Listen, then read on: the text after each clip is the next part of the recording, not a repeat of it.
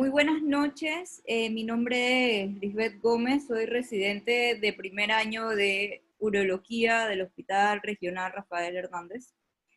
El día de hoy vamos a seguir con las charlas de lo que estaban en este bloque programada, principalmente con el tema de lo que es nocturia.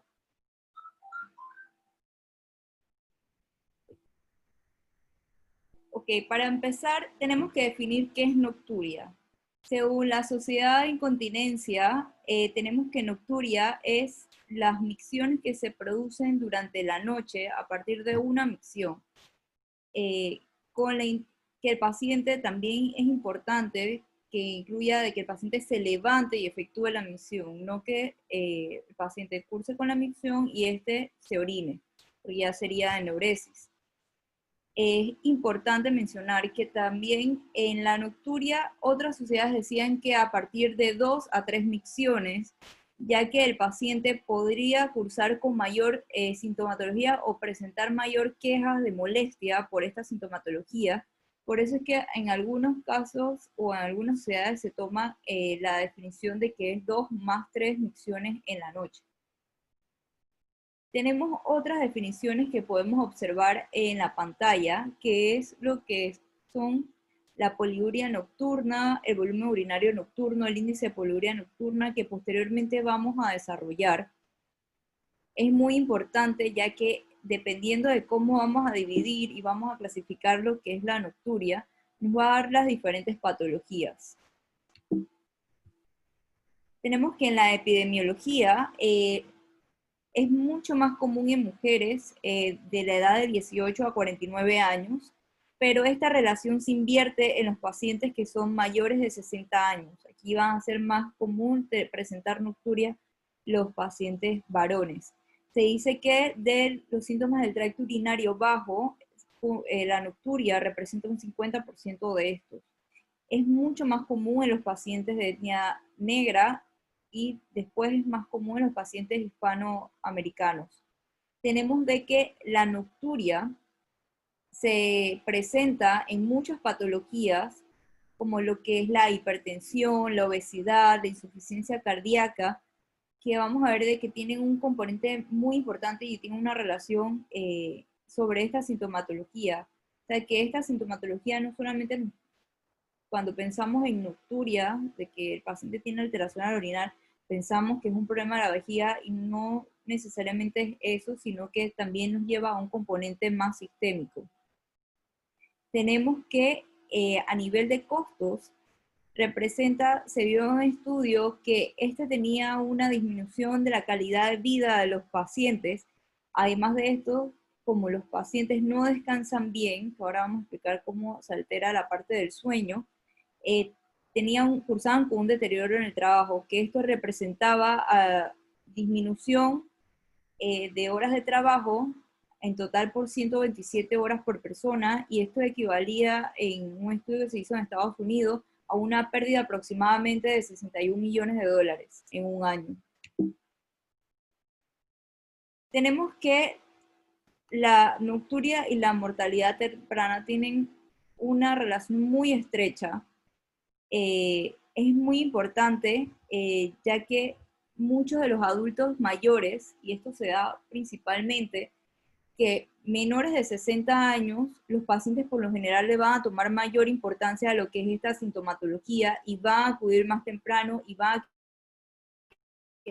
quejarse del síntoma. Se da que, por ejemplo, los pacientes mayores de 60 años, ya uno tendría que abordarlo y preguntarle sobre si tienen esta sintomatología o no, porque a lo mejor no les causa tanta disminución en su calidad de vida o molestias, y al tener una sola micción o dos micciones, a lo mejor ellos no le toman tanta importancia, pero hay que investigar bastante esto, ya como vamos a ver a continuación.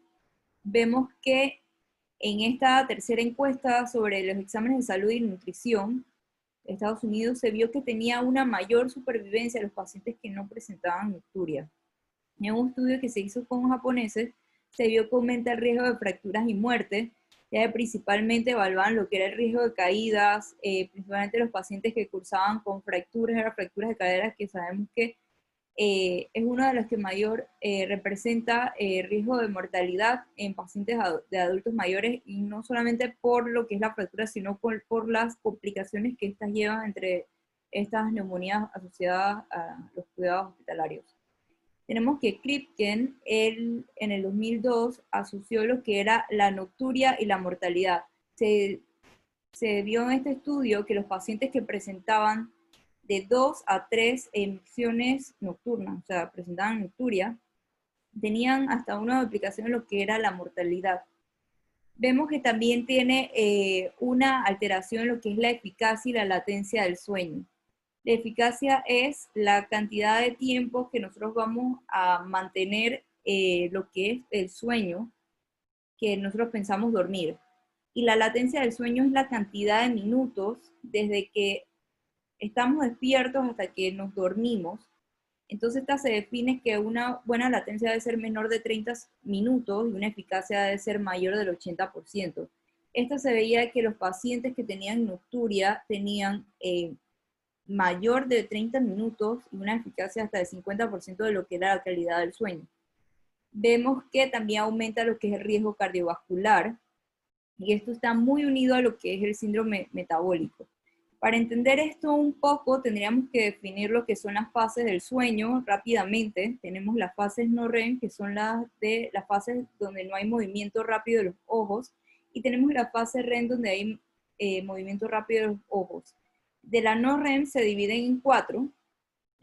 Una de las más importantes es la etapa 4, donde hay un sueño muy profundo. Todos los demás van a ser un poco más superficiales, pero en la 4 es donde el paciente va a tener las ondas cerebrales lentas, que estas van a producir que el paciente curse con mayor descanso del sueño. Y tenemos que en la fase REM es una fase en que el paciente, si se despierta, no cursa con tantas alteraciones ni tanto cansancio.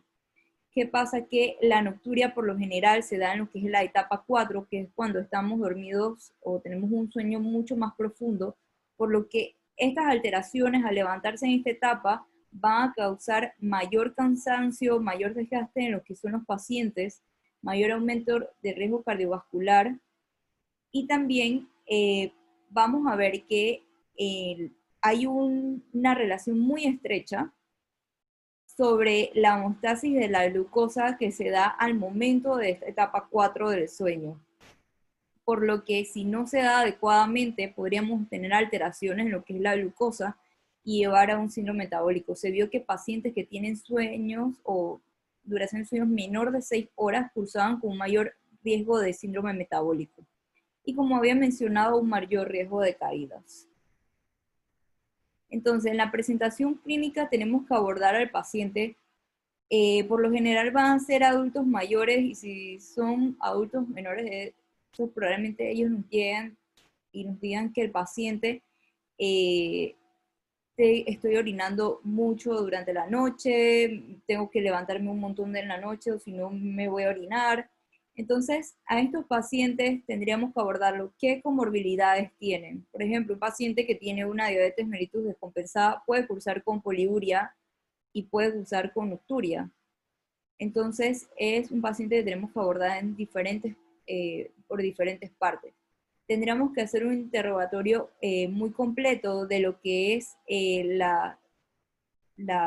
los síntomas del tracto urinario bajo, y también tenemos que abordar al paciente si se queja de nocturia o el paciente en verdad no le molesta esto, y habría que abordar, muy importante, hacerle las preguntas muy específicas si el paciente presenta esta sintomatología. Entonces, en la evaluación del paciente tendríamos que verificar qué medicación usa, si el paciente usa litio, pensando en una intoxicación por litio y tiene una diabetes insípida secundario a este. ¿Qué comorbilidades tiene? Si el paciente tiene enfermedad renal crónica, si tiene una falla cardíaca descompensada, también el uso de diuréticos, pero principalmente tenemos que pensar que lo que es lo que lleva a la nocturia es un problema multifactorial. Tener examen físico, importante ver si tiene de malas extremidades, cursa con poliuria global, también los pacientes obesos, ya como mencioné lo del síndrome metabólico, pacientes que tengan cuello corto, preguntar si el paciente cursa con ronquidos, porque se va a ver que el síndrome de apnea obstructiva del sueño tiene una importancia, sobre todo en la mortalidad que podría tener el paciente y la sintomatología de la nocturia. Hacer un examen rectal, ver si el paciente tiene un crecimiento prostático obstructivo, que también podría ser una de las causas cursando con una obstrucción del tracto de salida. También hacer un examen neurológico, si el paciente ha tenido traumas, si tiene una vejiga neurógena, verificar los reflejos.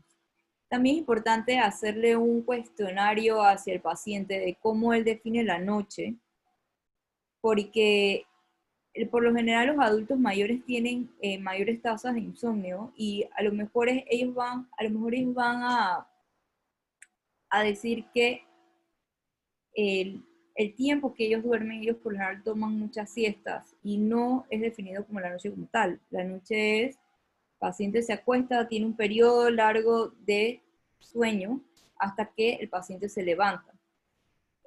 ¿Con qué frecuencia se levanta la noche por orinar? Si se tiene miedo de caer, cómo le afecta esto, si se ha caído.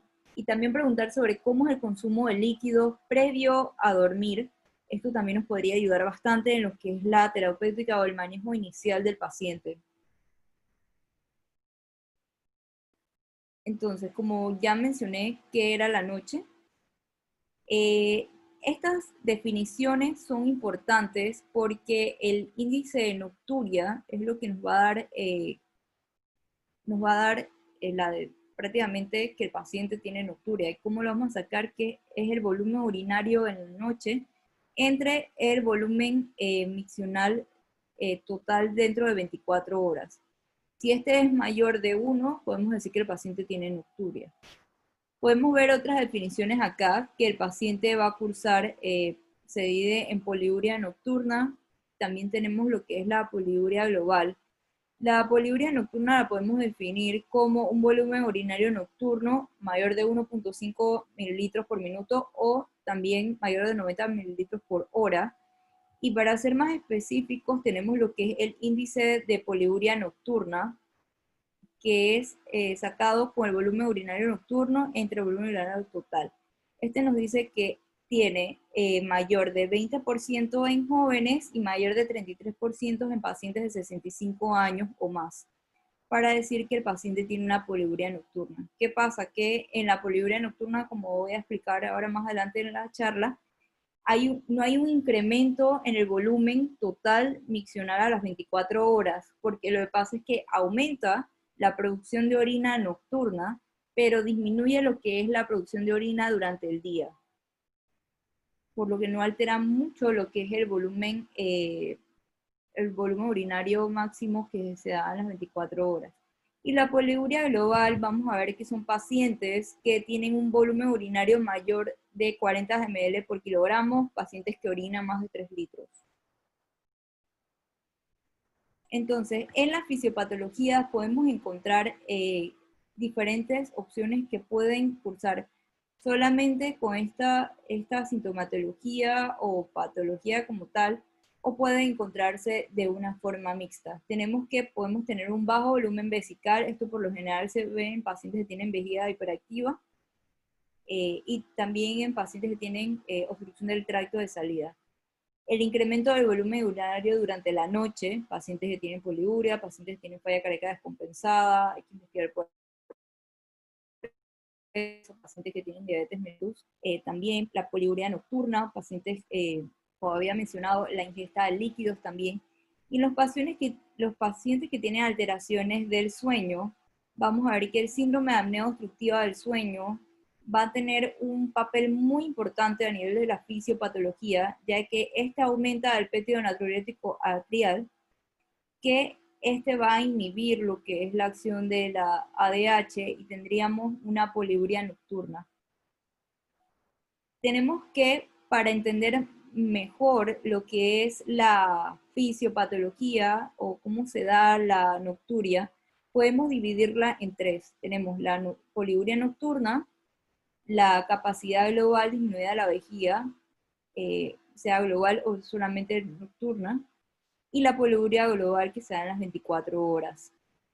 Tenemos que cuando la dividimos así nos sale un espectro mucho más grande de patologías, y si las dividimos así es muy importante porque va a ser más fácil llevarnos a lo que es la causa y de cómo podemos arreglar o darle el manejo a este.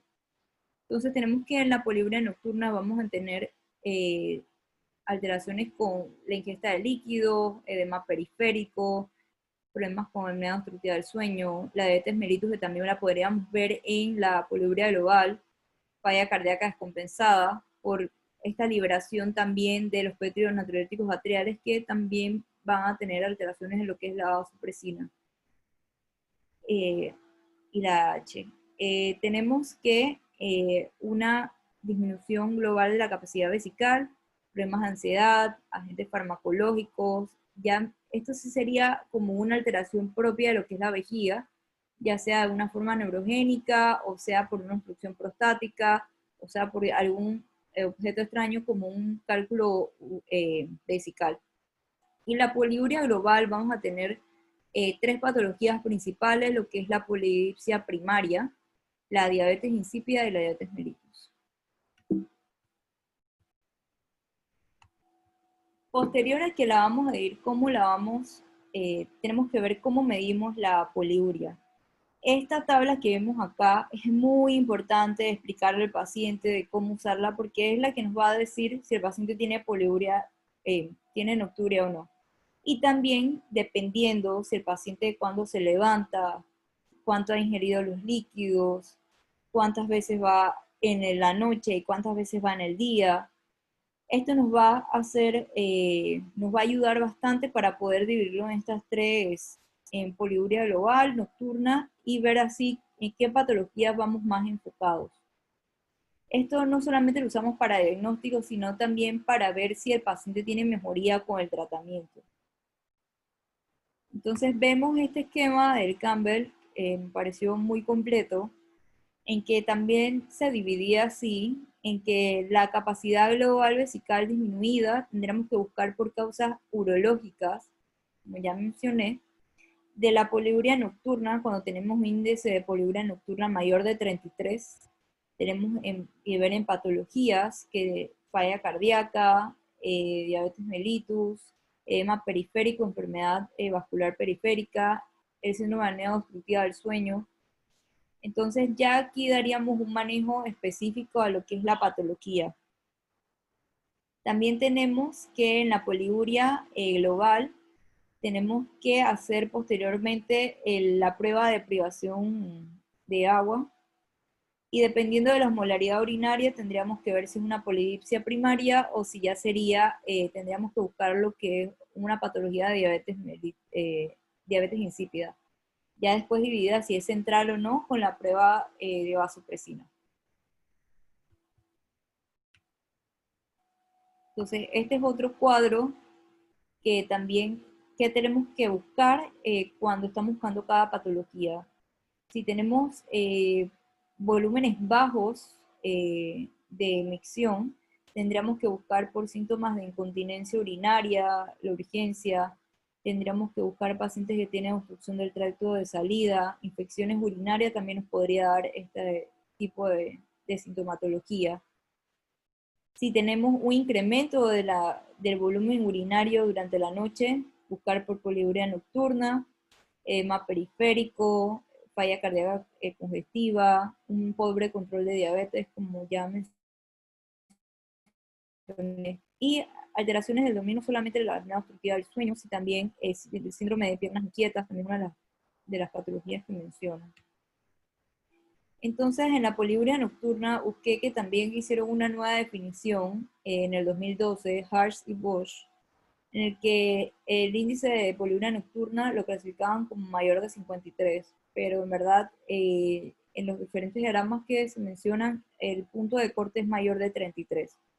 Vamos a recordar que la DH va a unirse a los receptores tanto V1, V2, El estímulo para que ésta se produzca o actúe principalmente es dado por la hiperosmolaridad sérica, la hipovolemia en menor caso, y también la producción de angiotensina. Tenemos que a nivel de V1, el paciente va a ser los que son los receptores que van a ver con la tensión arterial, aunque esto es la minoría, y vemos a ver que a nivel de V2, que son los receptores que vamos a ver en las células del túbulo colector, estas al unirse la ADH va a darse la liberación de vesículas para que estas puedan entrar y llegar a la membrana luminal de lo que es el túbulo y poder así reabsorber lo que es el agua. ¿Qué pasa? Que aquí hay una alteración en la poliuria nocturna en el que hay una baja producción de ADH durante la noche y esto principalmente se da en adultos mayores, por lo que en la noche no tendríamos reabsorción de agua y tendríamos mayor poliuria. También es muy importante, como menciona acá, pongo estos pulmones porque el síndrome de apnea obstructiva del sueño tenemos que se va a dar en pacientes que tienen cuello corto, pacientes que son muy obesos. ¿Qué pasa? Que el peso que ejerce la presión o, por ejemplo, la obesidad va a aumentar, va a tener un aumento de la presión intratorácica y posteriormente una vasoconstricción y un estiramiento de lo que es la aurícula, y este va a liberar lo que es el pétreo natriurético atrial, que además de esto es una sustancia inhibidora o que va a hacer de que la DH no actúe en los receptores V2, y además de esto ella va a provocar la natriuresis a nivel del túbulo distal, promoviendo así también un mayor volumen de orina durante la noche. Primeramente tenemos que velar por un manejo conservador, tenemos que preguntar sobre la ingesta de líquidos del paciente, estas tienen que ser por lo menos 4 horas, la última ingesta de líquido debe ser 4 horas antes de acostarse, preguntar si el paciente tiene insomnio, también esto nos puede alterar a nivel de lo que es la latencia del sueño, preguntar qué medicamentos está tomando el paciente. Vemos que tenemos una larga lista de medicamentos que nos puede alterar lo que es producir una nocturia o una poliuria nocturna. Entre estas, los diuréticos, como había mencionado, las tetraciclinas, el litio, que puede alterar lo que es la purpurina 2, y principalmente cuando hay intoxicación o problemas de esto, vamos a tener una diabetes insípida de tipo nefrogénica. También otros tipos de estimulantes como la dextroanfetamina, alfa bloqueantes, pacientes descongestionantes de la fenilefrina, psicotrópicos como inhibidores de la MAO, entre muchos. Mencionaban que ya el manejo farmacológico se podía dar con imipramina, este funcionaba bastante bien. El problema es que él no solamente tenía o sea, no tenía un mecanismo solamente periférico, sino que también central a nivel de los receptores.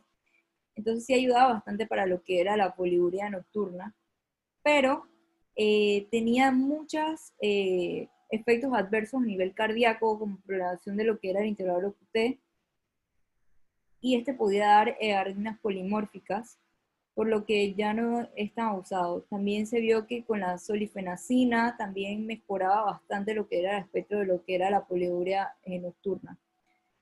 Principalmente pacientes que tienen síndrome de apnea obstructiva del sueño van a ser beneficiados bastante por lo que es un CPAP con una ventilación a presión positiva. Este cuestionario que menciono acá es el que nos da el cuestionario de la calidad de vida, la nocturia, y también nos va a ayudar en lo que es la mejoría con el tratamiento y las medidas que nosotros le podamos enseñar al paciente.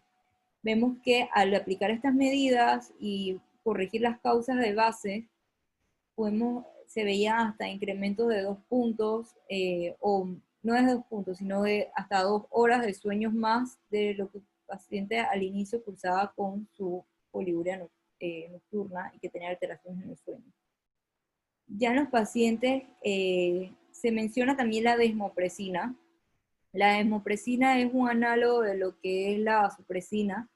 Es muy importante mencionar que va a tener la acción solamente sobre V2, o sea, sobre los receptores que van a tener sobre el manejo de los líquidos, no va a tener acción sobre el manejo de los pacientes que tienen, sobre los receptores que tienen que ver con lo que es la tensión arterial.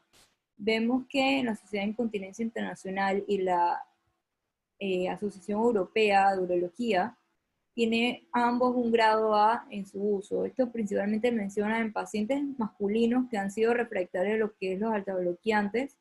Se puede usar la desmopresina como, como principalmente en la poliuria nocturna y bueno, en la anuresis primaria que también se menciona. Es importante también recalcar que las mujeres que cursan con poliuria nocturna tienen una mayor afinidad, o sea, necesitan menos dosis de la desmopresina para que ésta sea efectiva. Se dice que es porque la producción o la producción de lo que era el receptor V2 corresponde a un brazo del cromosoma X, y se dice que por esto es que las mujeres tienen mayor susceptibilidad y tienen mayor receptores V2, por lo que necesitarían menos dosis. Es importante darle seguimiento a estos pacientes porque uno de los efectos adversos es la hiponatremia. Tenemos que en pacientes mayores de 65 años sí tienen un riesgo aumentado de aproximadamente el 8% de hiponatremia. Pacientes que ya tienen una hiponatremia basal no debería darse. Pacientes que tienen un clearance de creatinina menor de 40 tampoco debería darse este medicamento, ya que no va a ser muy efectivo. Entonces, estos pacientes tendríamos que estar monitorizándoles el sodio en la primera semana que se usa hasta 28 días. La disminución de la capacidad global vesical y nocturna se mide por el medio del índice de capacidad vesical nocturna. Ellos definen el número previsto de la micción nocturna como la cantidad de micciones que se dan y la frecuencia de micción nocturna real.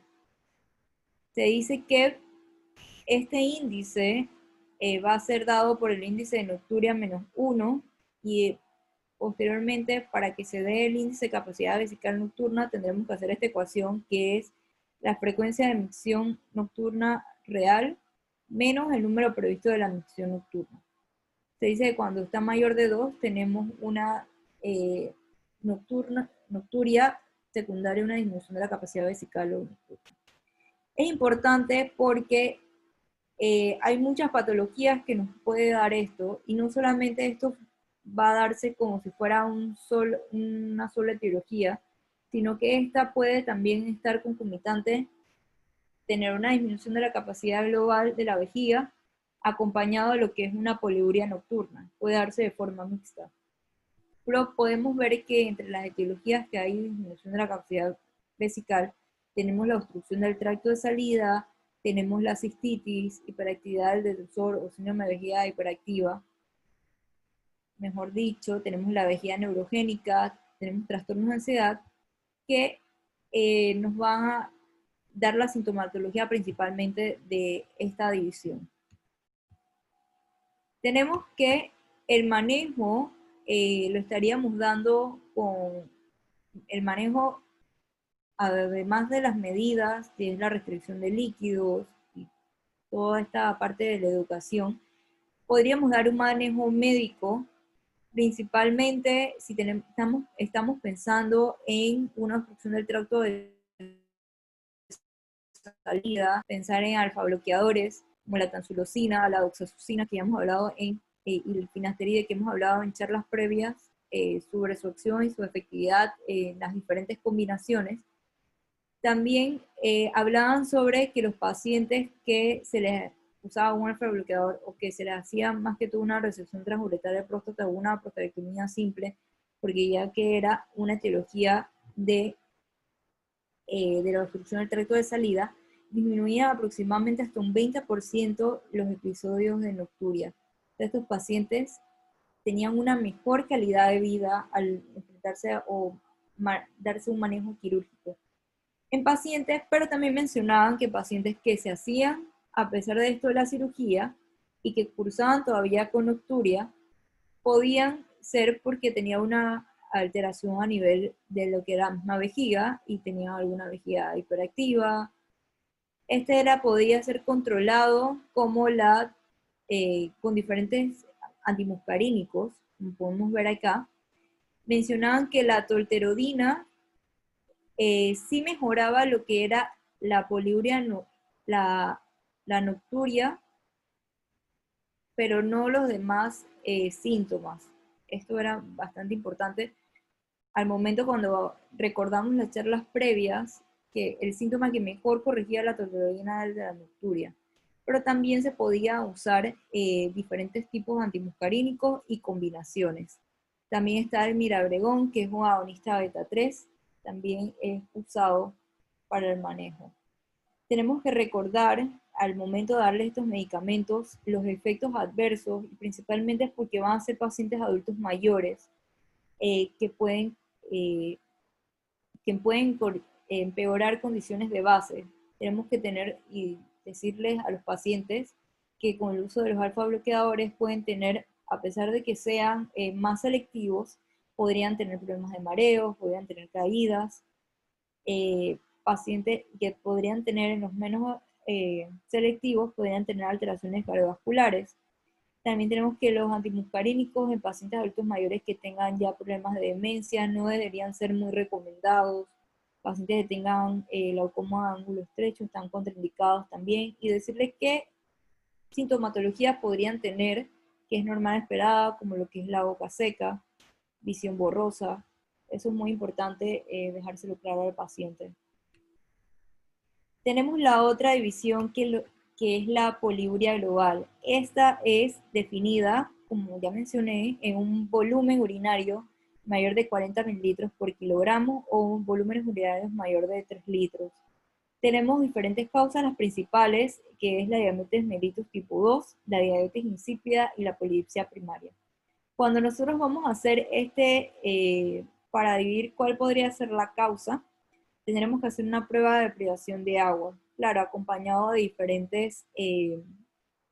otros diferentes estudios. Ya nos acompañaríamos de lo que es una química, prueba de función renal, ver cómo está la glucosa del paciente, ver si el paciente, cómo está la osmolaridad urinaria, iniciando podríamos ver la densidad urinaria, un urinálisis que nos podría dar un ejemplo de lo que es la diabetes insípida.